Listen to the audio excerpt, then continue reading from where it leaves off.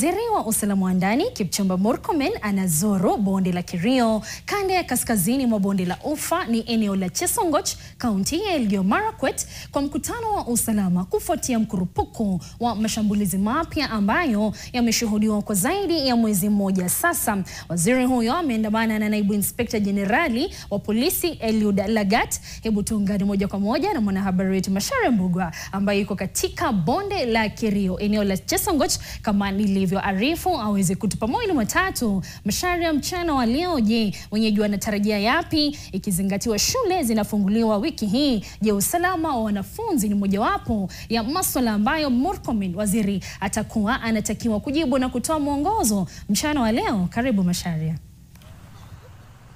Naam Lois, ikizingatiwa kwa sasa mkutano umekuwa ukiendelea, na kama ulivyosema naibu inspekta jenerali wa polisi ndiye alikuwa na waziri wa usalama wa ndani, lakini muda mchache uliopita inspekta jenerali wa polisi Douglas Kanja ameweza kuwasili tu na kuungana na wenzake katika mkutano huo wa usalama. Kwa sasa wana mkutano wa ndani, lakini kwa muda mchache tu watakuwa wakitoka kuelekea katika uwanja jirani hapa ambapo kutakuwa na mkutano na raia. Na ni kweli kwamba kumekuwa na mkurupuko mpya wa visa vya ukosefu wa usalama, ambapo kikundi hichi cha magaidi wameweza kupatikana ya kwamba wanavamia wasafiri na pia wale wafanyabiashara katika barabara, haswa kaunti jirani ya Baringo, barabara ya kutoka Marigat kuelekea Loruk, ambapo wiki jana siku ya Jumatatu watu wawili waliweza kupoteza maisha yao, mfanyabiashara na dereva wake, na pia kuweza kuibiwa pesa zao kama inavyosemekana. Na hata hivyo hii leo asubuhi pia kumekuwa na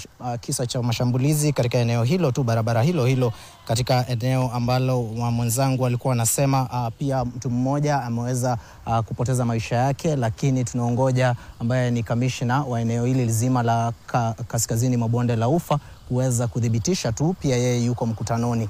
Ila visa hivi vya ukosefu wa usalama kwa sasa, kwa wiki moja sasa, imeweza kusababisha vifo vya watu watatu na wengine watatu ambao wameweza kutoka na majeraha tofauti haswa ya risasi. Ni mojawapo ya mambo ambayo watakuwa wakiweza kuzungumzia, na pia kikuu zaidi ulivyotaja ni kwamba watakuwa wakizungumzia swala la usalama haswa wakati huu wa shule, ikizingatiwa kwamba mavamizi haya yanaweza kufanyika katika barabara kuu. Lakini tutakuwa tukifuatilia kwa ndani, tunaongoja wamalize mkutano wao wa kwanza Lois, alafu pale wataenda mkutano na raia kama kawaida, wajaribu kuzungumza. Na kikuu zaidi ni kweli Lois, watakuwa wakizungumzia masuala ya usalama haswa kwa wanafunzi na wasafiri katika barabara hiyo ya kaunti jirani ya Baringo. Lakini kwa sasa kwako studio. Asante sana mwenzangu Macharia Mbogo. Mtazamaji wangu, kwa uketu wa taarifa hiyo, kama alivyoahidi, ni katika taarifa zetu za hapo baadaye. Tusonge